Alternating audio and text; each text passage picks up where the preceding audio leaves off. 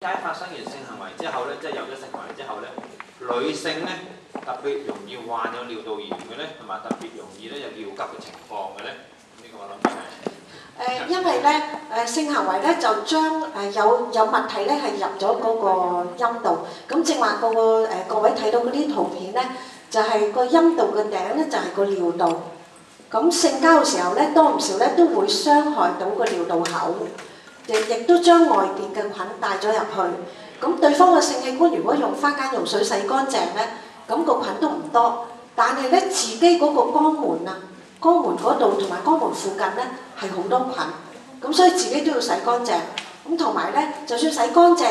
始終咧都會容易帶菌入去，所以我哋話叫啲女士、男士大家洗乾淨先有性行為，性行為之後咧就一定要個女士要起身去小便。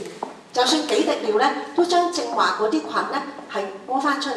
咁就會好好多。平時咧日常小便咧都屙清晒佢，唔好有幾滴尿留翻喺度，留多幾個鐘頭咧啲菌咧就會生長嘅。但係亦都有人咧係對啲抵抗力冇咁好，係容易尿道炎嘅，咁嗰啲你要請教你嘅醫生，係有辦法咧係預防嘅。